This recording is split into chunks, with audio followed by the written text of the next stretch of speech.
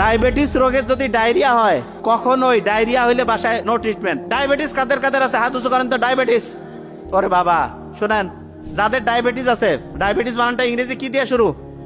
D. D দিয়ে একটা আগে খুব হইতো, ডায়রিয়া আছে না, ডায়রিয়া।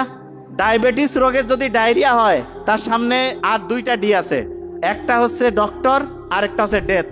ডায়াবেটিসের রোগী ডায়রিয়া হয়েছে, একদম এমবিবিএস থেকে শুরু করে যারা ডক্টর তাদের কাছে যাবেন, নিজে বাসায় মাস্তানি করে স্যালাইন ট্যালাইন বেশি খাওয়ায়, কম বেশি করে, একদম আল্লাহ না করুক ডেথ।